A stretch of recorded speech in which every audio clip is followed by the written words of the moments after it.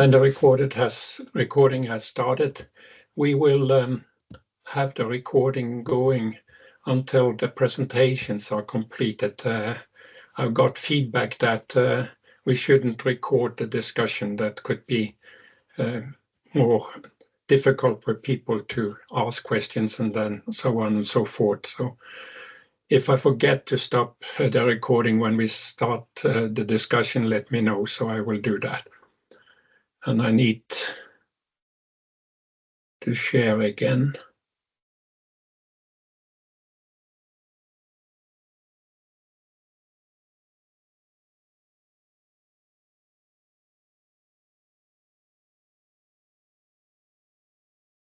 Just a reminder that the goal for this training session is to make experts able to create modular ontologies and reference data based on IDO. That is the goal, the main goal, and there are also I hope that it can result in creating a community for OBI.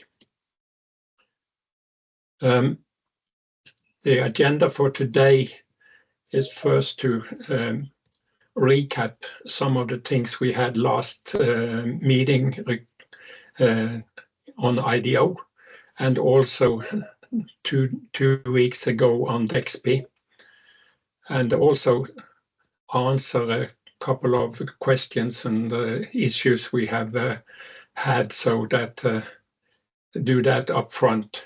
And then the main thing for today is questions and answers and discussions. And if time allows, we will also talk about pump life cycle use case, but that is only if times allow. So it is Dirk Walters who do the IDO thing, and Heiner Temmen that is doing the DEXP things. Those are the two people who have been presenting before. So with that, I think I leave the stop sharing and ask you, Dirk, to take over. Thank you, Nils. I will share my screen. Can you see my screen? Yes. Yeah, okay, great. Okay, so this is, as Nils introduced, the first part of this session today will be to recap what we learned about IDO, and then afterwards Heiner will recap what we learned in the first session about DEXP and provide more details. And then we have the questions and answering part. To do that properly, I would like to introduce two of my colleagues. And that is Paul Rülandsholm, who is the convener of Workgroup 26 and the project manager of the IDO development project, and also Johan Klüver, who has been there from the start and who is a main driving force in the development of IDO. So if both of you could just say hello. I stopped sharing my screen. I hope they are here. I'm here. Yes. Paul is here. Yeah, Paul, I'm here. At least I see myself. Me too. Johan here. Happy to take questions. Yeah, great. So with this out of the way, so we are the team from DNV and working hard on IDO and its standardization. And with this out of the way, I would like to recap the last session and dive a little bit more in details. Okay, so you have seen these slides. These slides will be shared, by the way, and understand they are not yet shared, but this will be sorted soon. So you will have these slides available. So when talking about IDO, I confronted you with these categories. So we have these 3 top-level categories that you should internalize when thinking about IDO. You have the, let me make this full screen. You have the objects, you have the dependent entities and the temporal entities. And then what are these? The objects are the tangible things, the physical objects, and the intangible things. These are locations, information objects, organizations. I also indicated that there is more going on underneath. So we will have a look at this today. The dependent objects are inherent attributes of the objects here on the left. And these are things like color, length. I think I hear some noise. We need to, could you mute your microphone, please? Yeah, so these are things like weight, color, luminescence, inherent attributes of objects. But these are also attributes that are related to activities. And these could be things like functions or dispositions, and they are categorized as potentials. We will have a look at this in a moment as well. And then last but not least, in the third category are the activities. These are processes that are related to those potentials. These are temporal regions and spatiotemporal regions. This is sort of the main schema that we are thinking in when talking about IDO.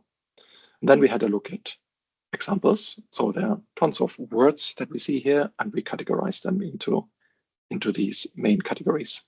Now I wrote second level categories. And by that, I just mean, I just counted from the top. So you have the top, then object, dependent, temporal is the first level, and the next level is physical object, location, and so on. This is not to be confused with a categorization system that we know from 81.346, for example, where the top would be the global system level, the second level would be the subsystems, and the third level would be the components. This is not what is going on here. It is related in some sense, but it's not the same. So this should not be confused. Okay, and then I indicated that there is more, and I want to show you where you can find this information. And for that purpose, I will open a new browser, and I will show you how to get hold of this yourself. So here we have a new browser window. If you go to the POSC Caesar, to the website of the POSC Caesar Association, POSC-Caesar.org, you will find this page. This is the new presentation. This will include basically everything going forward, but it's not quite there yet. So we will have still the old pages, or the pages so far active, and these look maybe less exciting, but still functional. They look like this. And these are the pages under rds.postcaesar.org. There you find this page, and there you also find the ontologies. So when you browse to this page under Reference Data Library, let's have a look at the industrial data ontology.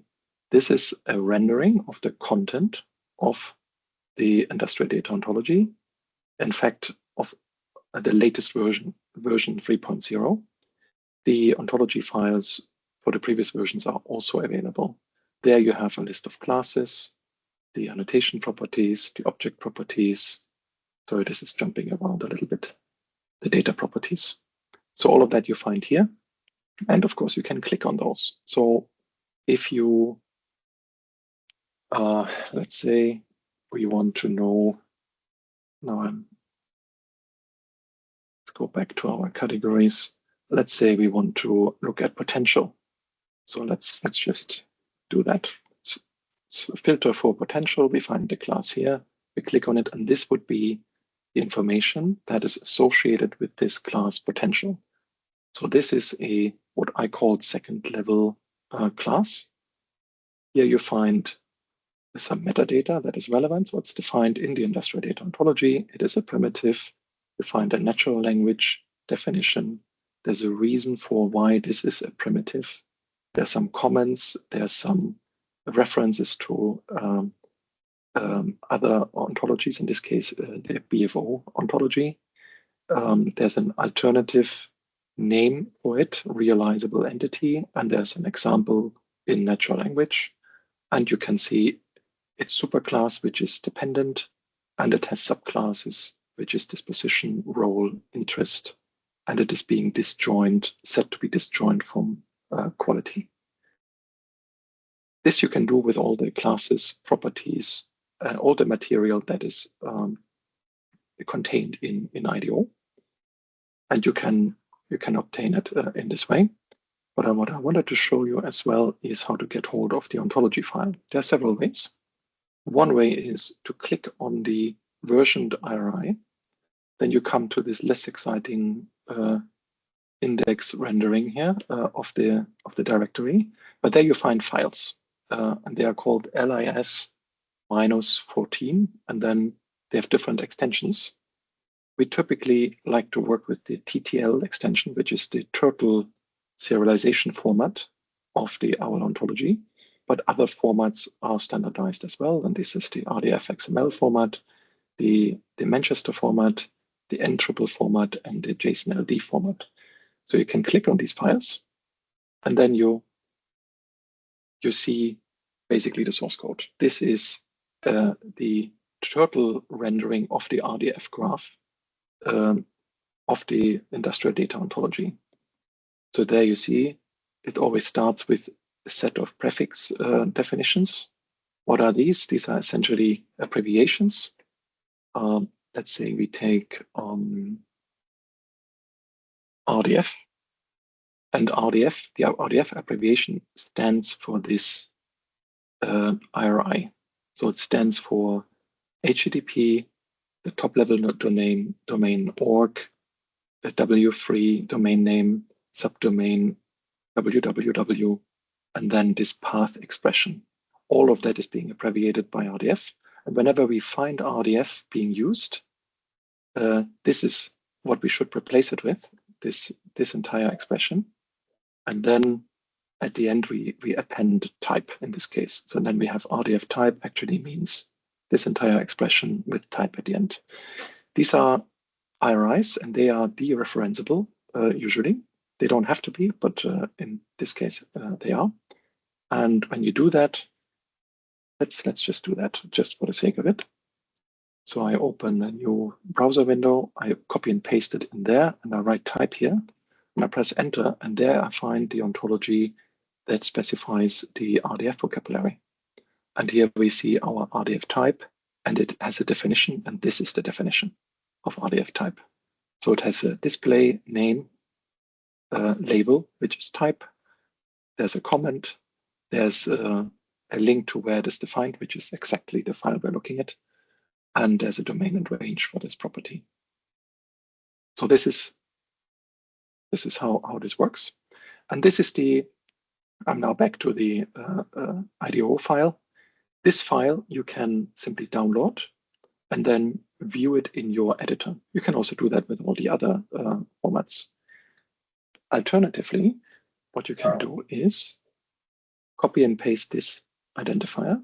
So I do that here by clicking on this symbol. Then I have it in my clipboard, and then I just use my command line, for example, and I just paste this identifier here. So this is what I copied. I will remove it, and I've done this before with a different ontology, and I can use. Let's use the same ontology. So I can download this file also programmatically using this tool curl. You can also use wget. And I need to tell the server that I would like the turtle file.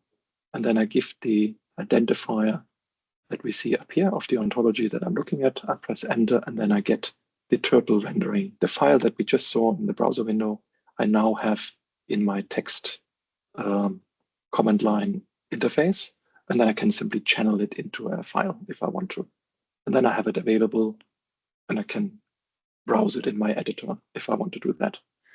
Yet another alternative is to use Protégé. Protégé is it's now a tried and tested ontology editor. I don't know exactly how old it is, but it has been around for quite a while. This is it. You can download it for free, install it on your computer, and then what you can do is open from URL.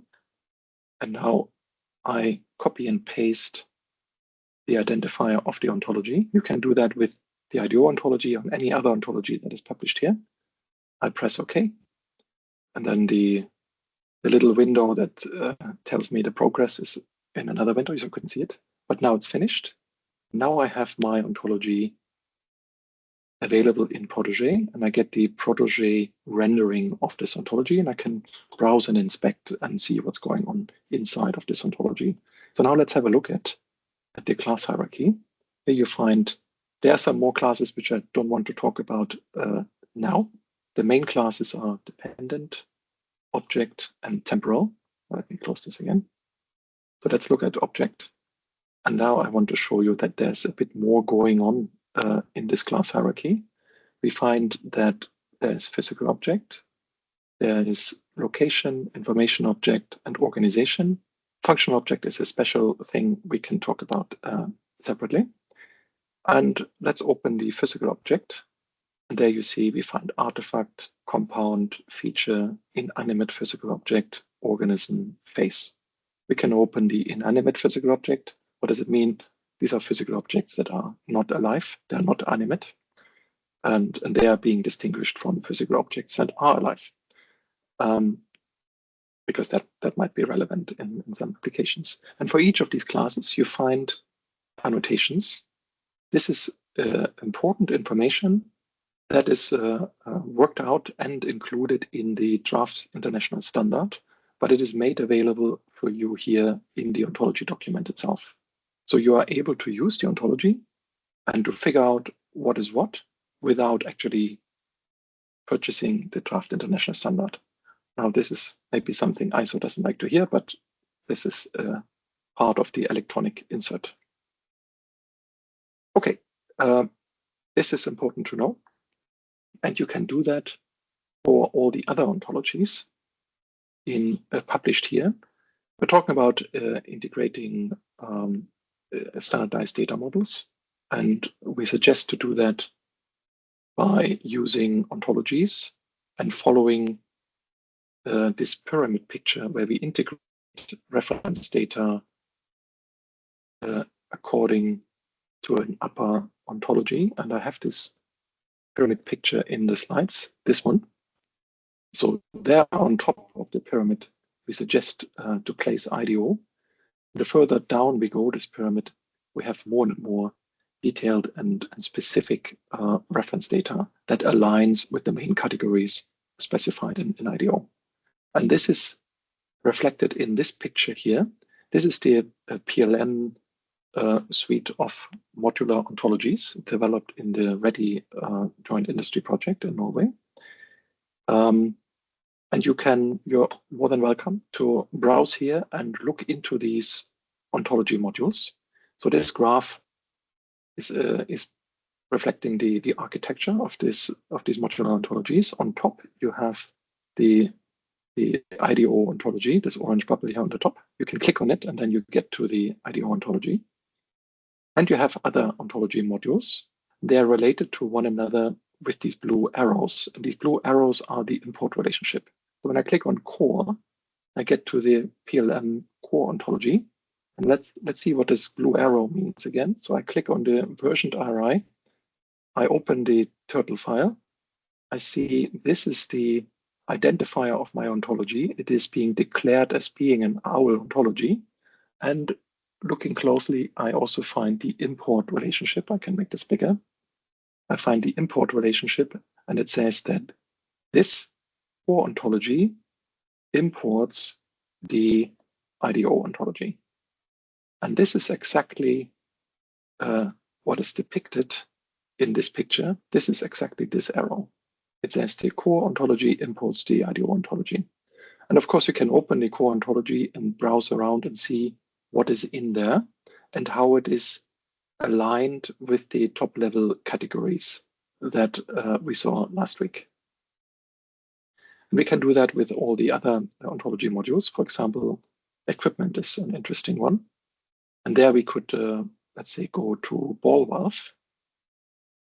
And there we find the class ball valve, which is a subclass of valve.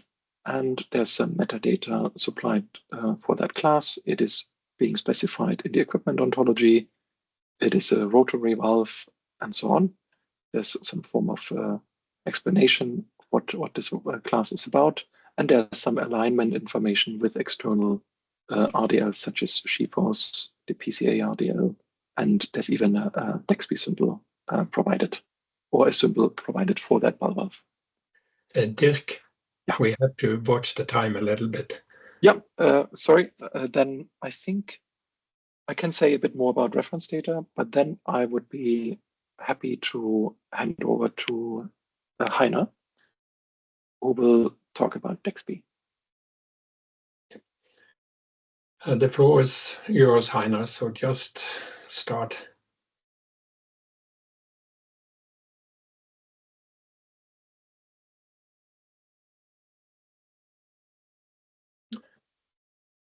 Heiner, are you there?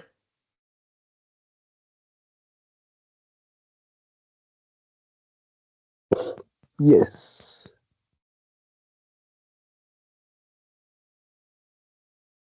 Okay. I had to use the button micro on 5 times and then it works. Okay. Thank you, Nils and Dirk.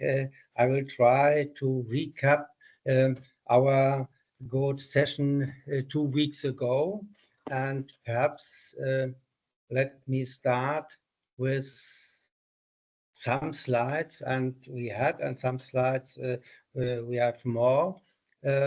Yes, that is our mission, to recap it. DEXP exchange standards for the process industry. We started with P&ID, and the second module is for block flow diagrams and process flow diagrams. And that is always our starting point, to have a look. Okay, there is a big picture of the ISO 15926 community with the life cycle approach, and we identified, okay, one information part, big information part, is the process world in the beginning with activities and streams. And there we have perhaps a special documents in that world, the block flow diagrams and process flow diagrams. Later on, we have the process plant in a blue functional view and in a physical view, and that is the world, the typical document. There is that we have here the DEXP plant P&ID world. And later on, we have other information structures. We have the, of course, if an owner-operator or EPC has the specification ready, they look on the market, the vendor market, first to get to see product models. And then if the technical view and the financial view is okay, they will buy them. And this were the physical objects, and these physical objects were implemented and registered as assets in the world of the owner-operator, and of course connected to their, in SAP world's, functional location.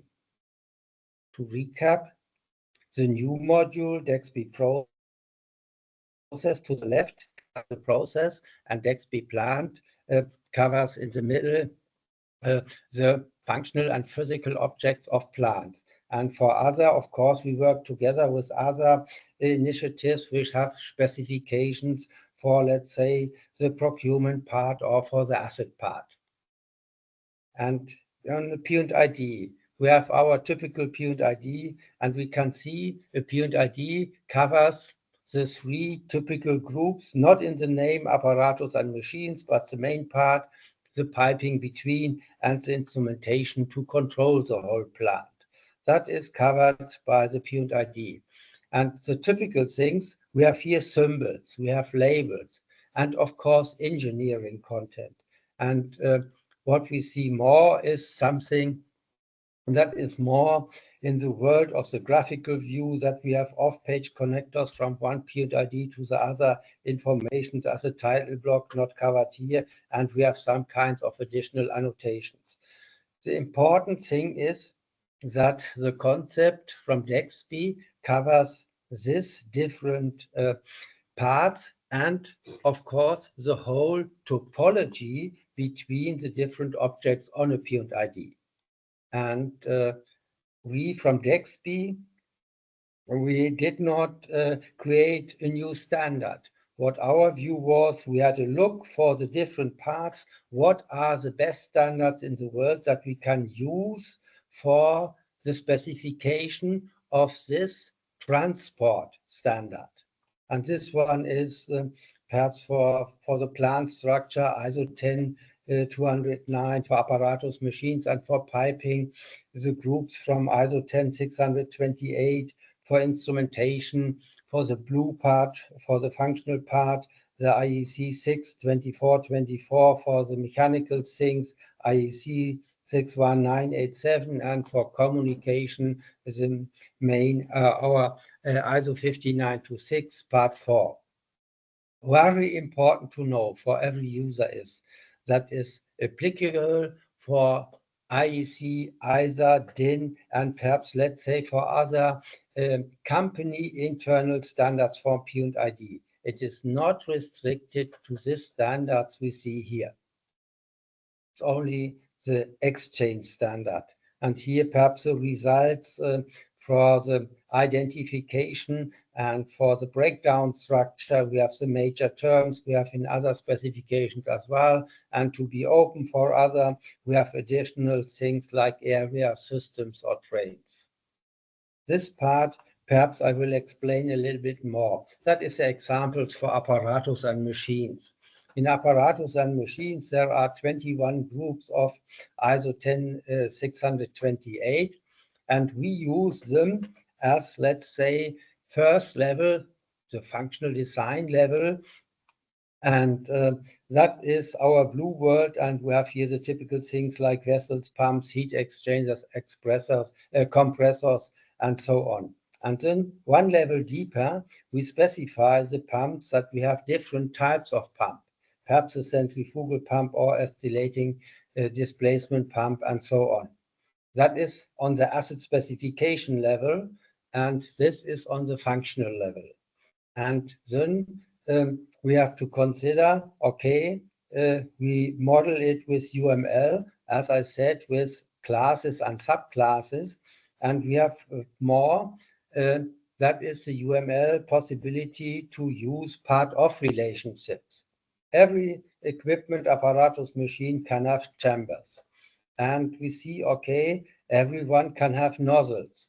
And we have special components like an impeller. Impeller is only for centrifugal pumps, and displacer for some types, for some other types, and perhaps for compressors as well. And this concept shows us, we modeled it in that way, let's say, very easy on two levels for groups and subgroups, classes and subclasses, and a component concept as well. And on this picture, we can see, of course, we need for the identification concept, for the plant items, blue and green, an identification concept based on the breakdown structure, not on historical naming things. And we need for the component level, as let's say a subtax in the scope of its tag, an additional rule for identification. That is important to know, and also important to know are the two concepts of ISO 14224 with the boundary concept. That means what is the plant tag and what is the next one? The typical example is pump and motor. And the other thing is, which is more related to the component concept, is the concept of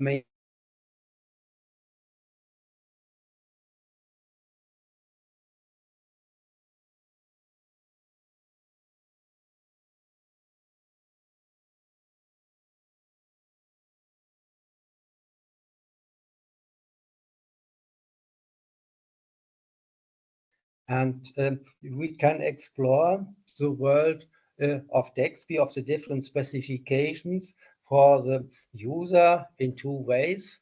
We have one time it as HTML for browsing, and the other is as PDF. And I will dive in a little bit into the world of where was it?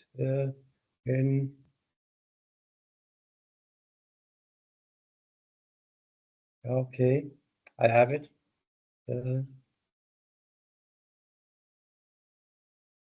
Here is it. I will dive in. Here we see that is the HTML representation of the DEXP plant specification. Here we see the whole DEXP information model, and here perhaps we go to the whole world of apparatus and machines, and we see here to the left, okay, that are about 100 classes, and here are all classes on the first level we see here. And perhaps let's go to our pump example, and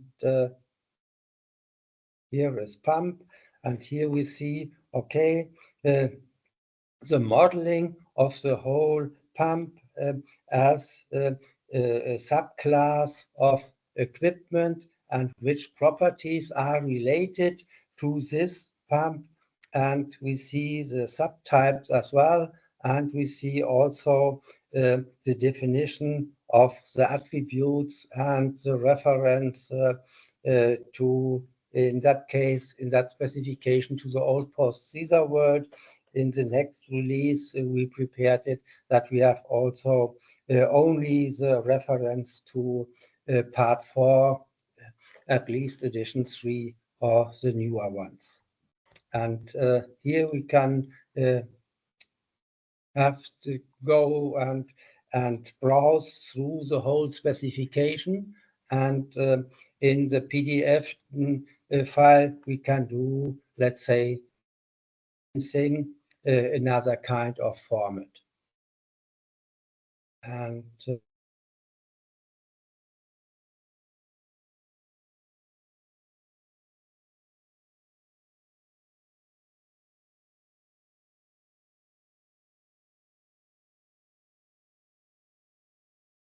our main deliverables, that are the specifications I have shown. We use the Proteo scheme developed at the beginning from Adrian Lord in UK, and we have several tools and test cases. And what is important, we have nearly all software vendors on board. And if you will use DEXP, ask your software vendor about the interfaces. That should be always the first step. And then try to use and understand this kind of interfaces, and perhaps which kind of internal configuration do you need, because I think nearly every company has in these systems company internal configuration of the software. And then that are a lot of tools we have. DEXP has a viewer and a verificator for each transport file. We have the sandbox, and here is a snippet for the P&ID verificator, and Plants and Bytes, a little company in Germany. They provide DEXP with special solutions, and one solution is this verificator that every file can have, and you can download it for free. You have only to accept the license agreement. And we have for additional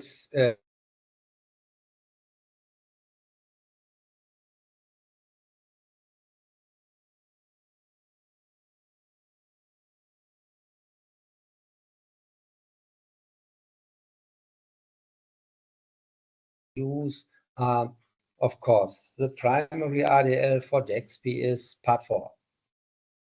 And here, only to recap it, we have the second module with DXP process. Monica, you saw it. You are one from the authors as well of this one. We started that 2 years.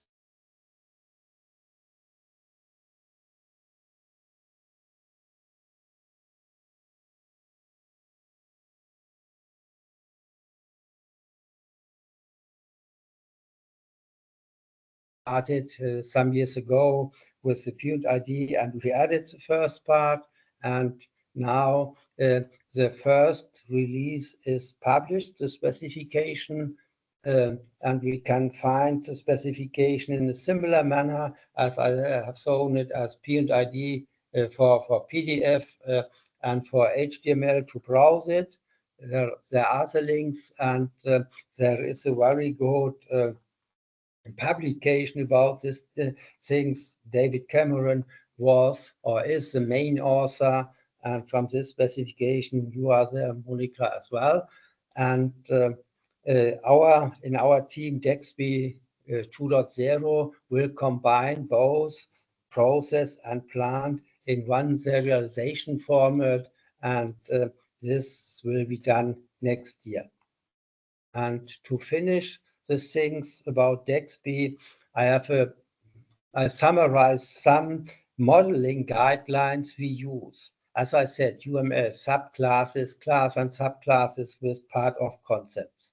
We have a clear relation to the plant lifecycle structure. We have a property concept with different data types.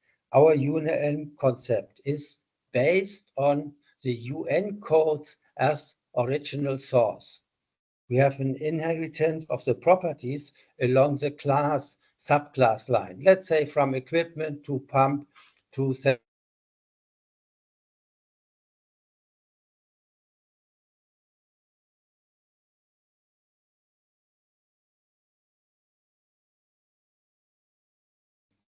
and we have a, okay, it's a misspelling. We have a referencing concept for symbols and for labels that you can be able in exchange the information from POSC or from PFDs that you use your own symbols. And we use international standards for the concept of apparatus machines, for piping and instrumentation, and for the things of the content from the process part, we use international standards as well. That was a quick recap of the DXP things, and I hope we can go now into a good discussion.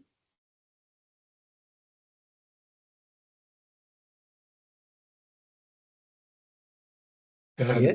This is Nils again, and I don't think I will take time to show the agenda.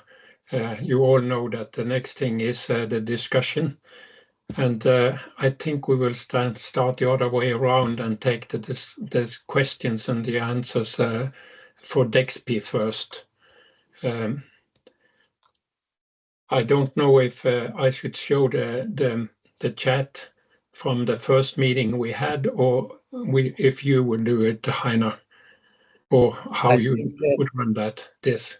Yes, yesterday we had a look at the chat from the sessions 2 weeks ago, and I think one topic is remaining there. That was question BIM IFC.